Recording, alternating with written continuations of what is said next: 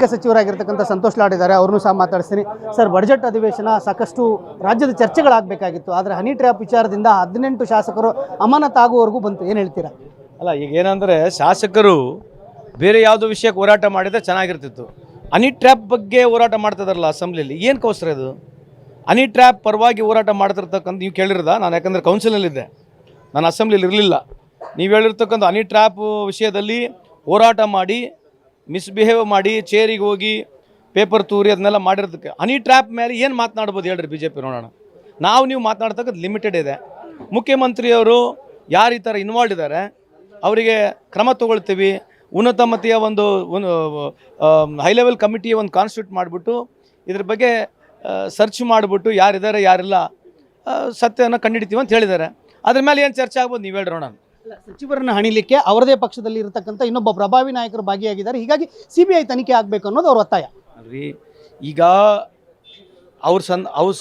ಅವ್ರ ಟೈಮ್ನಲ್ಲಿ ಆಗಿರ್ತಕ್ಕಂಥದ್ದಿದೆ. Honey trap is not limited to only to ಬರೇ ಕಾಂಗ್ರೆಸ್ ಇದೆ, ಇಡೀ ಆಲ್ ಓವರ್ ಇಂಡಿಯಾ. ಏನು ಹೇಳಿದ್ರು ರಾಜಣ್ಣವ್ರು? ಏನು ಹೇಳಿದ್ರು?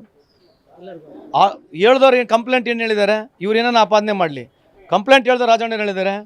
ಎಲ್ಲರೂ ಇದ್ದಾರೆ, BJP ಇದ್ದಾರೆ, ಕೇಂದ್ರದ ನಾಯಕರು BJP ಕೂಡ ಇದ್ದಾರೆ, ಕಾಂಗ್ರೆಸ್ನವ್ರು ಇದ್ದಾರೆ ಅಂತ ಹೇಳಿಲ್ವಾ? ಮತ್ತು ಈ ಪಾಯಿಂಟ್ ಅವ್ರಿಗೆ ಕೇಳಬೇಕಲ್ಲ. ಆ ರಾಜಣ್ಣ ಅವ್ರು ಎತ್ತಿರೋ ಪಾಯಿಂಟ್ನಲ್ಲಿ ಇವರು ಹನಿ ಟ್ರ್ಯಾಪ್ ಮೇಲೆ ಇವ್ರು ಮಾತನಾಡ್ಬೋದಾಗಿತ್ತಲ್ಲ. ರಾಜಣ್ಣ ಹೇಳೋಕ್ಕಿಂತ ಮುಂಚೆ ಇವ್ರು ಹೇಳ್ಬೋದಾಗಿತ್ತು. ರಾಜಣ್ಣವ್ರು ಹೇಳಿದ್ಮೇಲೆ ಅಷ್ಟೇನು ಹೋರಾಟ ಮಾಡ್ತಕ್ಕಂಥ ಅವಶ್ಯಕತೆ ಇದೆ ಇವರಿಗೆ? ಅಲ್ಲ, ಬೇರೆ ಪ್ರಶ್ನೆ. ಮತ್ತು ಇವ್ರು ಯಾಕೆ ಮೊದಲು ಹೇಳ್ಬಾರ್ದಾಗಿತ್ತಂದರೆ ಹನಿ ಟ್ರ್ಯಾಪ್ ಬಗ್ಗೆ ರಾಜಣ್ಣವ್ರು ಹೇಳೋವರೆಗೆ ಇವ್ರು ಸುಮ್ಮನಿದ್ರು. ಇವ್ರು ಯಾಕೆ ಸುಮೋಟೋ ಹೇಳಿಲ್ಲಂತೆ? ಇವರಿಗೆ ಮಾಧ್ಯಮದಲ್ಲಿ ತೋರಿಸ್ಬೇಕೀಗ. ಅದು ಹೋಗಿ ರೆಕಾರ್ಡಿಂಗ್ ತೋರಿಸ್ತೀರಿ, ಯಾರಿಗೆ ಹೆಂಗೆ ಹೊರಗೆ ಹೋಯ್ತು ರೆಕಾರ್ಡಿಂಗ್ ತೋರಿಸ್ತೀರಿ. ಹೇಳ್ರಿ, BJP ನಾಯಕರು ಅಮಾನತಾಗಿರ್ತಕ್ಕಂಥದ್ದು ಯಾವುದೋ ರೈತ ಪರಕ್ಕೆ ರೈತ ಕಾರಣಕ್ಕೆ ಹೋರಾಟಕ್ಕಲ್ಲ, ಹನಿ ಟ್ರ್ಯಾಪ್ ಬಗ್ಗೆ ಮಾತನಾಡೋಕ್ಕೆ ಅವಕಾಶ ಸಿಕ್ಕಿಲ್ಲ ಅನ್ನೋದಕ್ಕೆ ಆಗಿದ್ದಾರೆ ಅಂತ ನೀವು ತೋರಿಸ್ಬೇಕು. ಸದಾಶಿವನಗರದಲ್ಲಿ CD ಫ್ಯಾಕ್ಟ್ರಿನೇ ಇದೆ ಅನ್ನೋದೊಂದು ಆರೋಪ ಮಾಡ್ತಾರೆ. ಈಗ ಅವ್ರ ಆರೋಪನ ಅಲ್ಲಿ ಆ ರೀತಿ ಇದೆಯಾ? ರಾಜಣ್ಣವ್ರು ಮಾಡಿದ ಆರೋಪ ಮಾಡಿದ್ರೆ ಯಾರು? ನಾವು ಹಂಗೆ ಹೇಳ್ಬಿಡ್ಬೋದಾ? ನಾವು ಹಂಗೆ ಯಾರದನ್ನ ಹೆಸರು ಹೇಳ್ಬಿಡ್ಬೋದಾ? ಹಂಗೆ ಹೇಳ್ಬೋದು ಹೆಸರು. ಮತ್ತು ಸುಮ್ಮನೆ ಹಂಗೆ ಯಾಕೆ ಹೇಳ್ತಾರೆ ಅವರು? ಅವ್ರಿಗೆಲ್ಲದಕ್ಕೂ ಒಂದು ರಾಜಕೀಯ ತರಬೇಕಾಗುತ್ತೆ. ಅವ್ರಿಗೆ ಕನ್ಸೆಂಟ್ ಇರ್ತಕ್ಕಂಥದ್ದು ಹನಿ ಟ್ರ್ಯಾಪು. ಎಲ್ಲರಿಗಿಂತ ಕನ್ಸೆಂಟ್ ಇರ್ತಕ್ಕಂಥ ಮುಖ್ಯಮಂತ್ರಿಯವರಿಗೆ ಬಜೆಟ್ ಮೇಲೆ ಮಾತನಾಡೋಕೆ ಅವಕಾಶ ಸಿಗಬಾರ್ದಮ್ಮ ಒಂದು ನಾಟಕ ಬಿಟ್ಟರೆ ಬೇರೆ ಏನಿಲ್ಲ. ಬಜೆಟ್ನಲ್ಲಿ ಚರ್ಚೆಗೆ ಅವಕಾಶವನ್ನೇ ಕೊಡಲಿಲ್ಲ, ಟೈಮ್ ಕೊಡಲಿಲ್ಲ ಅಂತ ಆರೋಪ ಮಾಡ್ತಾರೆ. ನೀವು ಇದ್ರಿಲ್ರಿ, 3 ದಿನ ಕೊಟ್ಟಿದ್ದಾರೆ, 11 ಗಂಟೆವರೆಗೆ ನಡೆದಿದೆ, 1 ಗಂಟೆವರೆಗೆ ನಡೆದಿದೆ. ಅದು ಹೆಂಗ್ರಿ ಕೇಳ್ತೀರಿ ನೀವು? ಈ ಪ್ರಶ್ನೆ ಕೇಳಲೇಬಾರ್ದು, ಇಗ್ನೋರ್ ಮಾಡಬೇಕು. ಇಂಥ ಯಾವಾಗ ಸುಳ್ಳು ಹೇಳ್ತಾರಲ್ಲ ಆ ಪ್ರಶ್ನೆ ಇನ್ನೊಬ್ರಿಗೆ ಕೇಳಲೇಬಾರ್ದು ನೀವು.